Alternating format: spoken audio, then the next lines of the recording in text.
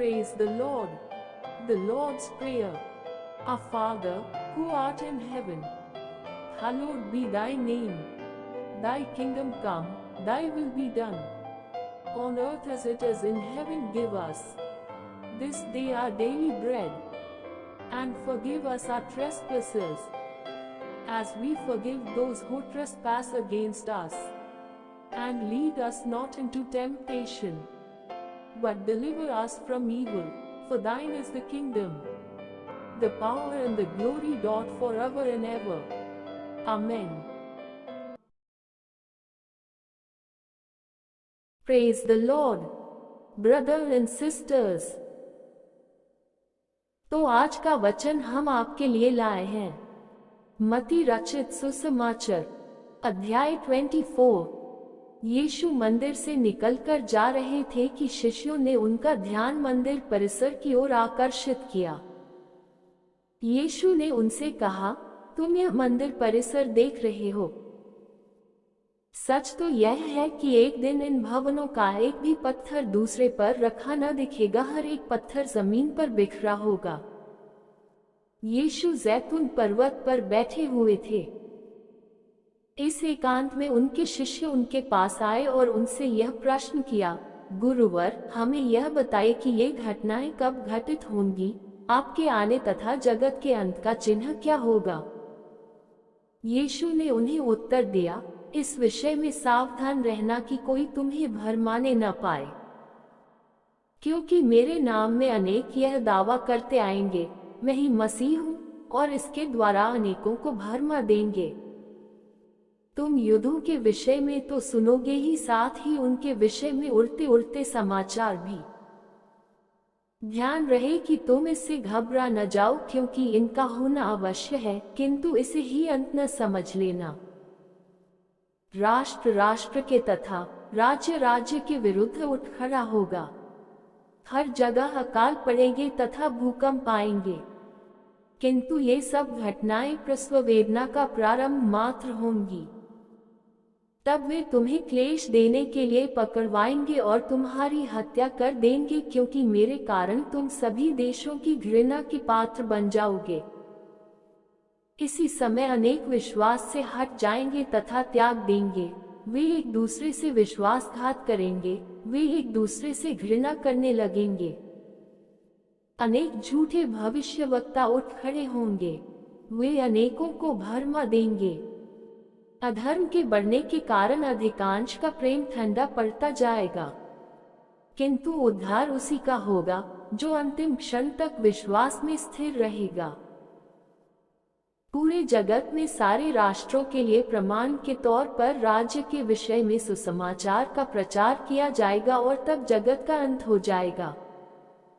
इसलिए जब तुम उस विनाशकारी घृणित वस्तु को, जिसकी चर्चा भविष्यवक्ता दानिएल ने की थी, पवित्र स्थान में खड़ा देखो, पाठक ध्यान दे तो वे जो यहूदिया प्रदेश में हो पर्वतों पर भाग कर जाएं।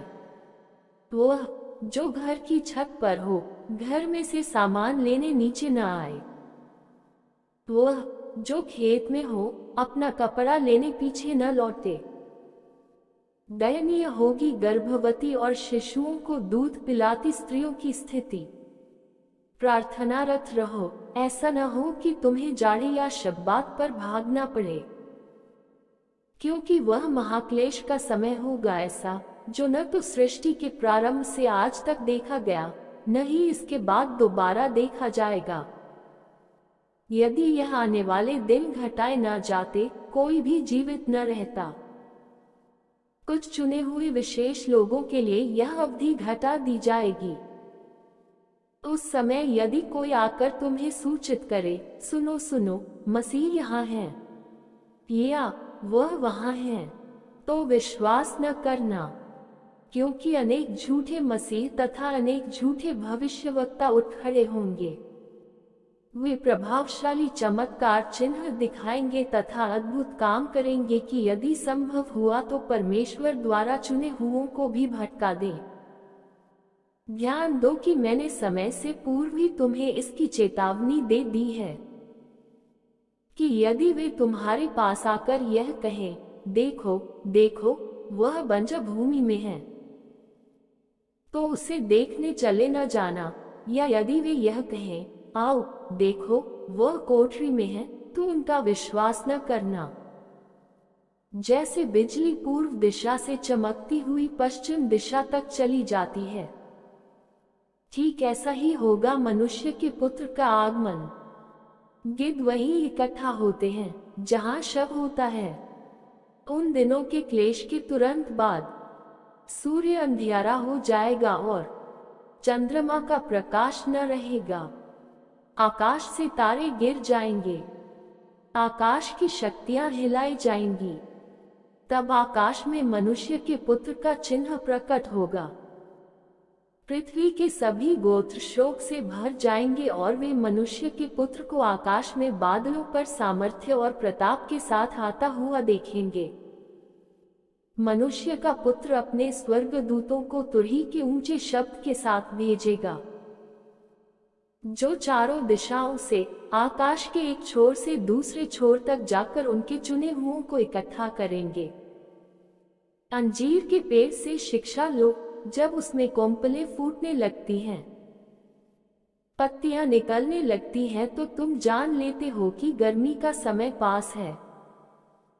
इसी प्रकार तुम जब भी इन सभी घटनाओं को होते देखो तो समझ लेना कि वह पास है, परंतु द्वार पर ही है। सच्चाई तो यह है कि इन घटनाओं के हुए बिना इस युग का अंत नहीं होगा। आकाश तथा पृथ्वी खत्म हो जाएंगे, किंतु मेरे कहे हुए शब्द कभी नहीं। दिन और समय से अनजान, वैसे उस दिन तथा उस समय के विषय में किसी को भी मालूम नहीं है, न स्वर्गदूतों को और न ही पुत्र को, परंतु मात्र पिता को ही यह मालूम है। ठीक नोहा के दिनों जैसा होगा मनुष्य के पुत्र का आगमन। जल बाढ़ के पहले उन दिनों में लोग तब तक खाते पीते रहे और उनमें विवाह होते रहे जब तक नोहा ने जहाज में प्रवेश न किया। लोग तब तक कुछ न समझे जब तक बाढ़ ने आकर उन्हें डुबो न दिया। ऐसा ही होगा मनुष्य के पुत्र का आगमन। उस समय दो व्यक्ति खेत में कार्य कर रहे होंगे, एक उठा लिया जाएगा, दूसरा रह जाएगा। दो स्त्रियां चक्की पर अनाज पीस रही होंगी, एक उठा ली जाएगी, दूसरी रह जाएगी। इसलिए हमेशा सावधान रहो, क्योंकि तुम यह नहीं जानते कि तुम्हारे प्रभु का आगमन किस दिन होगा। याद रखो कि यदि घर के स्वामी को यह पता हो कि चोर रात में किस समय आएगा, तो वह सावधान हो जाएगा तथा घर में सेंध लगने न देगा। तुम्हारा भी इसी प्रकार सावधान रहना जरूरी है, क्योंकि मनुष्य के पुत्र का आगमन ऐसे समय पर होगा जिसकी तुम कल्पना तक नहीं कर सकते। कौन है वह विश्वास योग्य और समझदार सेवक जिसे घर का मालिक अपने परिवार की जिम्मेदारी सौंप दे कि वह समय के अनुसार सबके लिए भोजन व्यवस्था करे। धन्य है वह सेवक जिसे घर का स्वामी लौटने पर यही करते हुए पाए। सच्चाई तो यह है कि घर का स्वामी उस सेवक के हाथों में अपनी सारी संपत्ति की जिम्मेदारी सौंप देगा। किंतु यदि वह सेवक बुरा हो और अपने मन में यह विचार करने लगे, स्वामी के लौटने में तो बड़ी देरी हो रही है, और वह सह सेवकों के साथ मारपीट आरंभ कर दे, पियक्कड़ों की संगति में जाकर खाए पिए, और उसका स्वामी एक ऐसे दिन लौटेगा जिसकी उसने कल्पना ही न की थी, और एक ऐसे क्षण में जिसके विषय में उसे मालूम ही न था, तो स्वामी उसके टुकड़े टुकड़े कर उसकी गिनती कपट करने वालों में कर देगा, जहां हमेशा रोना तथा दांत पीसना होता रहेगा। Praise the Lord Jesus. प्रभु यीशु